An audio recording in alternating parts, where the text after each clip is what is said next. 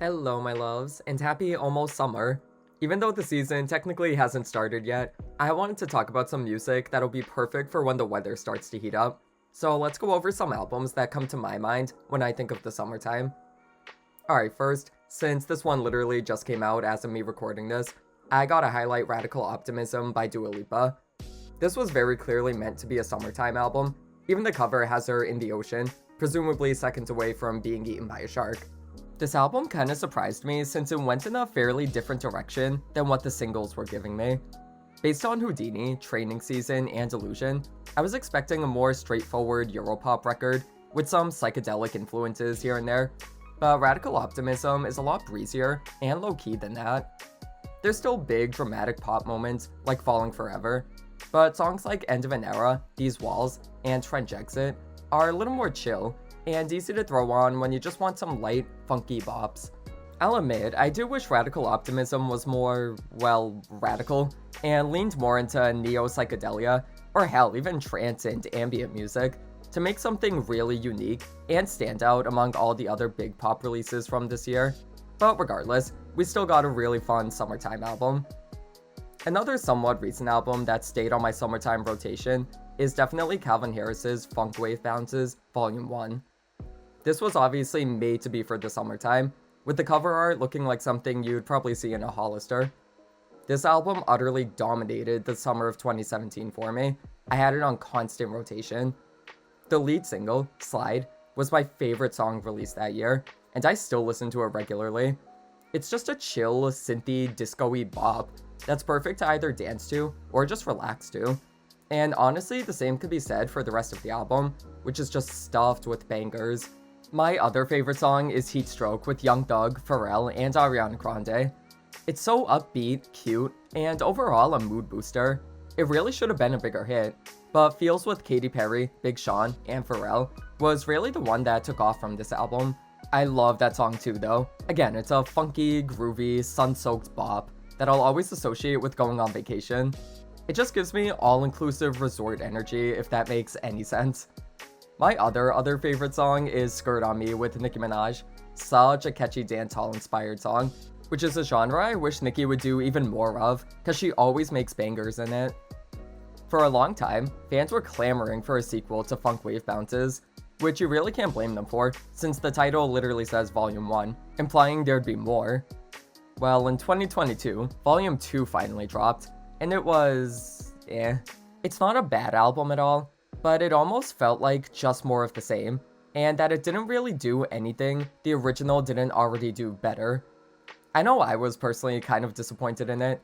In my opinion, I don't think the hooks or melodies were nearly as sticky as the ones in the original, and overall, the album seemed to be maybe too down-tempo, a little tired sounding in parts. It just doesn't have the same infectious energy of the original, and that's why I don't revisit it nearly as much. Still, there's decent songs on here, like Potion with Dua Lipa, and Obsessed with Shenseea and Charlie Puth. I also really like Day One with Pharrell and Pusha T. But overall, I don't think this album is an essential summertime listen. You'd be fine if you just stuck to the original, as that one pretty much has all the feel-good summer vibes you need. And actually, not to be such a downer right now, but another album that somewhat disappointed me was Miley Cyrus's Endless Summer Vacation, which I obviously had to include in this list based on the title alone. But yeah, this one wasn't necessarily a favorite of mine. I like it, don't get me wrong, and I do enjoy how it does really feel like a hazy, summery day when the heat's getting to you and you feel like you're moving in slow motion.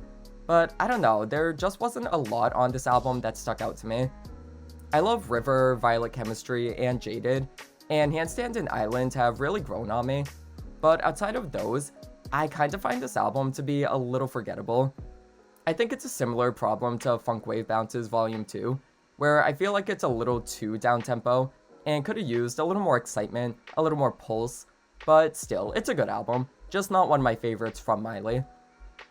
Alright, I'm gonna go back in time a little bit here, and talk about one of my all-time favorite summer albums, Saints and Sinners by All Saints. This is the album that had the huge hit Pure Shores, which was the second best-selling single in the UK in 2000.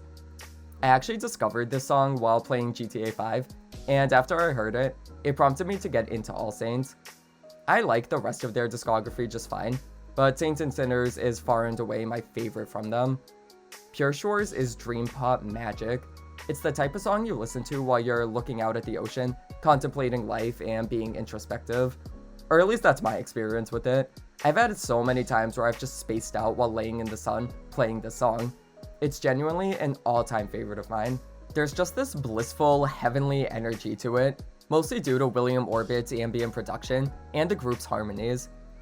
While this is definitely the best song on the album, in my opinion, there's so many more summery bops on Saints and Sinners, like the trippy Black Coffee, the Latin-influenced Love Is Love and One More Tequila, and the haunting Surrender, which for some reason makes me picture a desert whenever I listen to it. I don't know why, maybe it's the guitar and the electronica production, but it just gives me barren, dusty Sahara fantasy. Saints and Sinners is a great ambient summertime album with plenty of upbeat moments sprinkled in. It's perfect for nighttime drives in the middle of August when the air is still humid and the mosquitoes are out. Now, as for a daytime album, Rihanna's Music of the Sun is definitely one of the best options. This was her first album, back when she was still being marketed as a girl next door type, who was bringing the sounds of Barbados to the US, and truthfully, I think the entire album holds up remarkably well. It feels like the popular opinion nowadays is that Rihanna's first two albums are her weakest, but I think that's kind of unfair. I mean, I do think A Girl Like Me is her weakest, but there's still some really strong moments on it. Music of the Sun, though, is just so infectious, upbeat, and danceable that I hate how much it's written off nowadays. Its blend of dancehall, R&B, and pop make it a bright, sunny, and endlessly entertaining record. It gives you the fantasy of being on an island somewhere, away from your day-to-day stress, and just relaxing, especially on the title track, which is one of my favorite Rihanna songs. There's just so many bops on Music of the Sun that it makes me sad how overlooked it is. Rush, Should I, Let Me, Hypnotized, all bangers that stay on my summertime playlist. Truthfully, you could just put this on at a pool party and play it all the way through, and it would fit the vibe perfectly. A Girl Like Me is also a good summer album, but it's definitely more ballad heavy, which isn't a bad thing, it's just not as much of a party record as her debut. That's not to say there aren't dancey songs though. SOS, Break It Off, and Kisses Don't Lie go off. Definitely songs I dance to with a tropical bay breeze in my hand. Even though these albums get overlooked nowadays, I personally consider them essential for the season. Alright, getting back to more recent releases, Tyla's self-titled debut album that dropped just a few months ago is definitely gonna stay on rotation for me this summer. It's such a chill but still danceable album. Like, it manages to be relaxing, but still makes me want to shake my ass. It gives me late night, the sun's just gone down and it's getting cooler, and you're still out with your friends at the bar vibes. It's a nighttime album for me. Tyla's vocals are so gorgeous and soothing throughout, and its blend of South African Amapiano with Western pop and R&B works incredibly well. I won't lie, with the insane amount of releases this year, I haven't really been listening to this one all that much, just because I feel buried by the literal thousands of artists who've been dropping, but I definitely am gonna be getting back into it once the weather gets nicer. Now, I don't know about anyone else, but I've always associated pop rock music with the summer, I think because it's a very youthful genre, and it just reminds me of younger days, having no cares in the world, and going outside during summer vacation. So I tend to listen to a lot of it during the summer, even more than I usually do. As for a whole album that was literally made for the summer, Radio Surgery by New Found Glory is the perfect choice. Even though the lyrics can be pretty dark when you read into them, the whole thing is like one continuous jam out session. There's no slow moments here, the energy is kept up throughout, and the record has a consistent summertime feel thanks to its bouncy, upbeat energy. Summer Fling, Don't Mean a Thing, Drill It in My Brain, Dumped, and the title tracks are my personal favorites. They literally sound like the season in song form.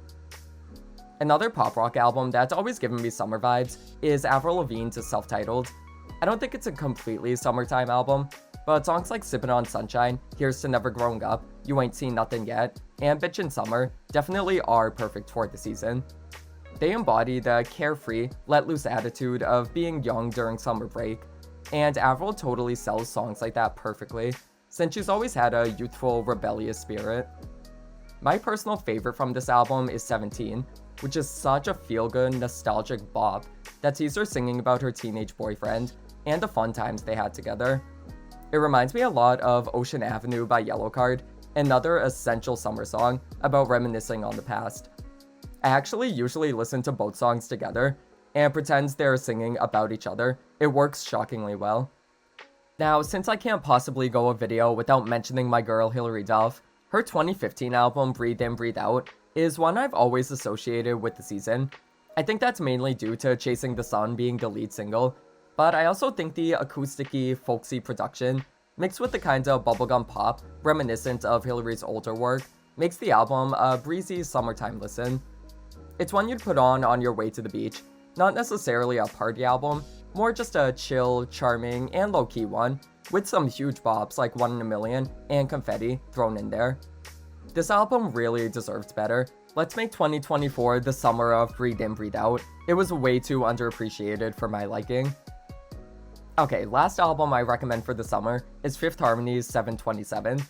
Like the last one, I don't think this is an explicitly summertime record, but it always just gave me the vibes of one, thanks to its heavily trop pop production, which was at its peak popularity back when this released in 2016.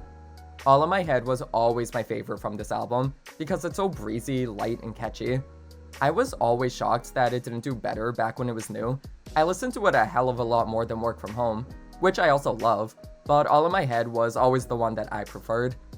It had a decently big resurgence earlier this year, which I love to see, but where was this energy back then? This should have been number 1, goddammit. Other than that song being the most obvious summer track, I think The Life, Work From Home, Scared of Happy, and Dope are really good chill trop pop tracks that are good for sunbathing with a good book. Those are some of my suggestions for summer albums, but there's definitely way more that I didn't cover in this video, so let me know some of your staple summertime records, and I'll see you in the next one.